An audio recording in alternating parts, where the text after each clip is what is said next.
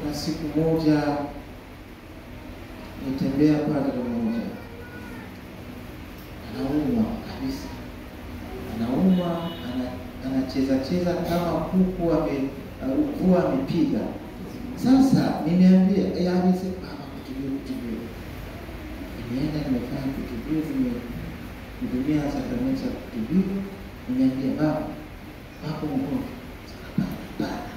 Sema hapana, kwa nini? Sasa wakati baba anafanya sakramenti ya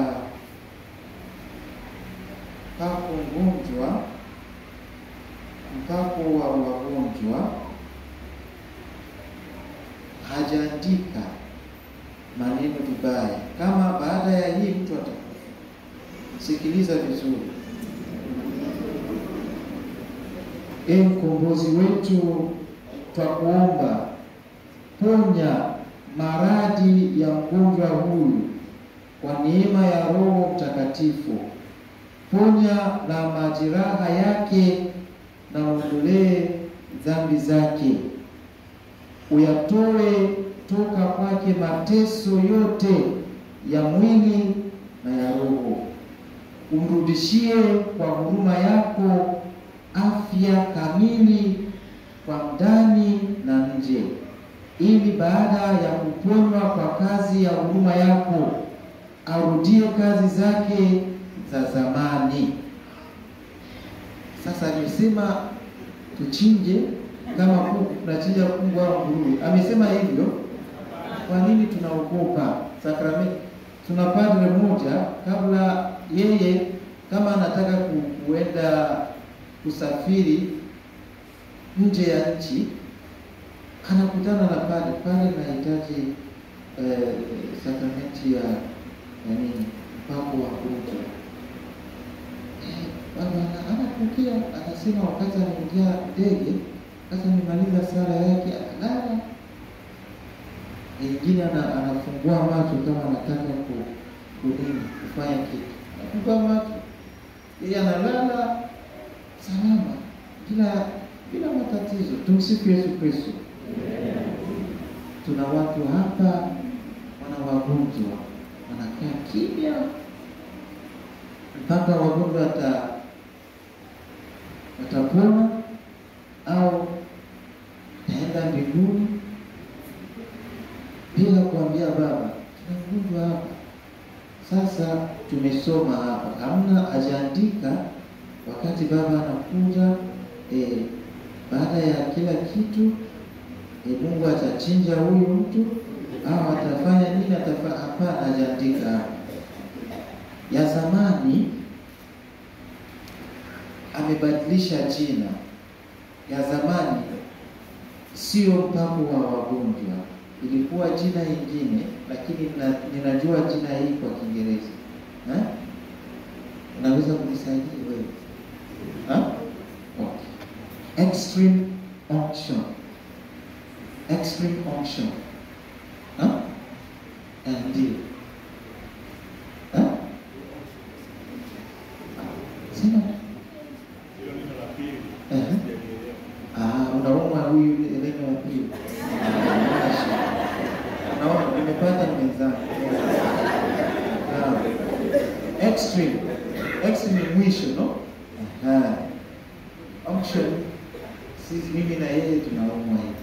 Sasa mwishoni anasema ni sakramenti ya mwishoni.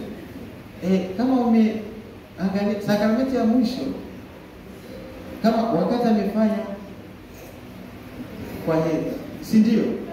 Na tunaambia tumsifu Yesu Kristo. Siku moja nimemwita kwa sakramenti ya wagonjwa. Wakati nimefika, ndugu moja ya huyu anaumwa, anaanza kulia. Najua kwa nini hailie. Wakati nimefika ameanza kulia. Tumsifu Yesu Kristo. Kwenye kitu tumesoma hapa, nitarudia tena.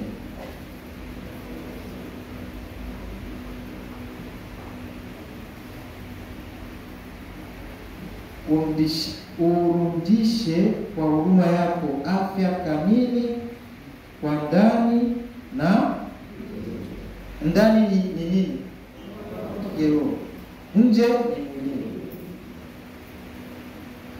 Hii maneno ni vibaya. Nje na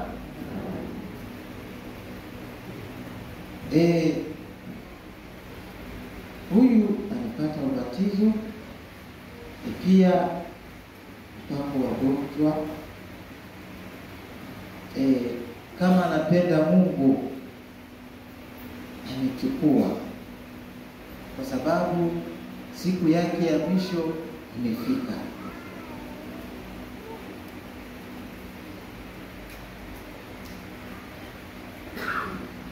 Tumsifu Yesu Kristo. Tuna monk moja. Monk ni nini? Naona monk.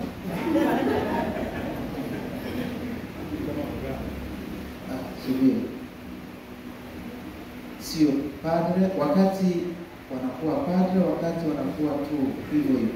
Sio sister, sio padre, ni wanaume. Ni monk.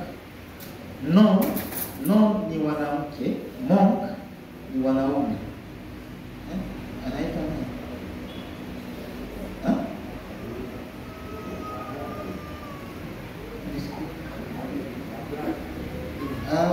Sio mabrada. Monk nimesahau Swahili. Monk assist. Sawa, tunaendelea. Mtu mmoja alisafiri. Sasa huyu monk alisafiri, alichukua begi yake kidogo tu. Wakati amefika jumuiya moja, sasa huyu ameuliza, kwa nini umekuja na begi ndogo kama hivyo? Sasa huyu monk ameuliza, ameambia, sasa kama unataka kusafiri, unachukua kila kitu wako, begi zote, hata hiyo unachukua unasafiri? Amesema hapana. Sasa huyu monk anataka kufundisha huyu, sisi ni kwenye safari.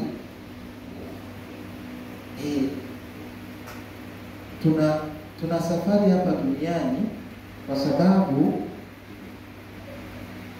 kama unaenda mahali nchini, jimboni, una safari na kitu kidogo tu, kufanya urahisi ya kufanya safari. Sasa maisha yetu, sakramenti tunapokea ni kama inafanya urahisi ya safari yetu kwenda mbinguni, kwa sababu tupo kwenye safari hapa duniani. Tumsifu Yesu Kristo. Tubuni, mimi na wewe. Kama mtu anaumwa, kama hataki padre aje, ambia padre sali kwa ajili ya huyu. Tumsifu Yesu Kristo. Tuba, upatanisho na utakatifu wa moyo ni sharti la kuhalilisha tumaini letu mwishoni wa msimu huu. Kwa hiyo tujiondoe kwa kila kitu kinachotuzuia kumpokea Kristo msimu huu. Kwa kuzingatia hili, kanisa linatuhimiza kuchukua fursa ya sakramenti ya upatanisho, kujiandaa kupokea Bwana na Mfalme wetu.